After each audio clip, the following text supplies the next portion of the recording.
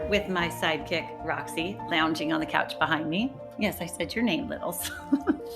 I also call her Little Girl, so Littles is her other nickname. But anyway, here, I know you want to watch Roxy, so there. So I'm going to read the story called Brother Eagle, Sister Sky. The paintings in the book and this interpretation is by a woman named Susan Jeffers. But the words of this book were actually from a speech that a man named Chief Seattle gave in 1854. Here's a little introduction. In a time so long ago that nearly all traces of it are lost in the prairie dust, an ancient people were a part of the land that we love and call America. Living here for thousands of years, their children became the great Indian civilizations of the Choctaw, the Cherokee, Navajo, Iroquois, Sioux, among many others. Then, white settlers from Europe began a bloody war against the Indians, and in the span of a single lifetime, claimed all the Indians' land for themselves, allowing them only small tracts of land to live on. When the last of the Indian wars were drawing to a close, one of the bravest and most respected chiefs of the Northwest nations, Chief Seattle, sat at a white man's table to sign a paper presented by the new Commissioner of Indian Affairs for the territory. The government in Washington, D.C. wished to buy the lands of Chief Seattle's people. With a commanding presence and eyes that mirrored the great soul that lived within, the chief rose to speak to the gathering in a resounding voice. So this is what he said. "How can you buy the sky?" Chief Seattle began.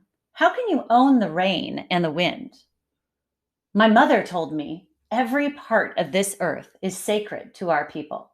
Every pine needle, every sandy shore, every mist in the dark woods, every meadow and humming insect.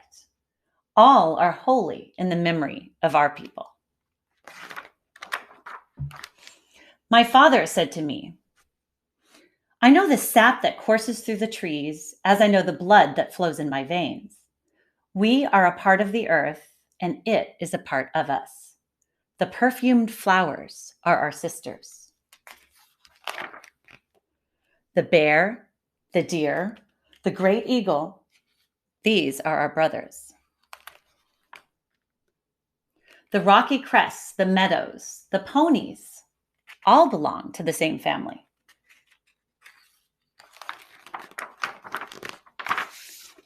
The voice of my ancestors said to me, the shining water that moves in the streams and rivers is not simply water, but the blood of your grandfather's grandfather.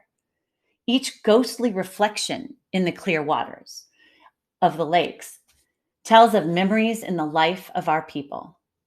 The water's murmur is the voice of your great-great-grandmother. The rivers are our brothers. They quench our thirst. They carry our canoes and feed our children.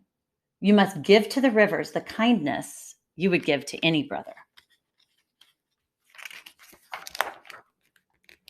The voice of my grandfather said to me, the air is precious. It shares its spirit with all the life it supports. The wind that gave me my first breath also received my last sigh.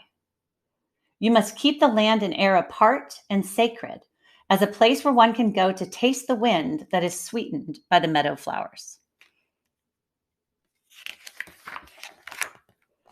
When the last red man and woman have vanished with their wilderness, and their memory is only the shadow of a cloud moving across the prairie, will the shores and forest still be here? Will there be any of the spirit of my people left? My ancestors said to me, this we know, the earth does not belong to us. We belong to the earth. The voice of my grandmother said to me, teach your children what you have been taught. The earth is our mother. What befalls the earth befalls all the sons and daughters of the earth. Hear my voice and the voices of my ancestors, Chief Seattle said. The destiny of your people is a mystery to us. What will happen when all the buffalo are slaughtered, the wild horses tamed? What will happen when the secret corners of the forest are heavy with the scent of many men. When the view of the ripe hills is blotted by talking wires, where will the thicket be? Gone. Where will the eagle be? Gone. And what will happen when we say goodbye to the swift pony and the hunt? It will be the end of living and the beginning of survival. This we know. All things are connected like the blood that unites us all. We do not weave the web of life. We are merely a strand in it. Whatever we do to the web, we do to ourselves. And make sure you can see the picture of the spider web. Beautiful. We love this earth as a newborn loves its mother's heartbeat. If we sell you our land, care for it as we have cared for it. Hold in your mind the memory of the land as it is when you receive it. Preserve the land and the air and the rivers for your children's children, and love it as we have loved it.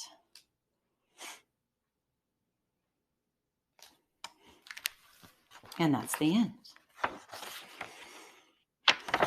And at the very end, there's another little excerpt that says, talks about how the words that he actually spoke are a little bit obscured by history, because he gave a speech and then somebody wrote it down. The guy who wrote it down was named by, he was Dr. Henry A. Smith. But then what he wrote down, other people then interpreted.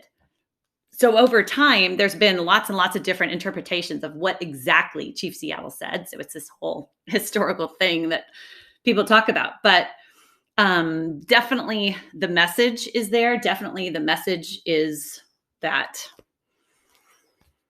we did not weave the web of life. We are merely a strand in it. And whatever we do to the web, we do to ourselves.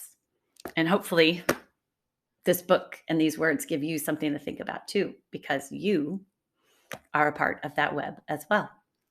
I hope you enjoyed it.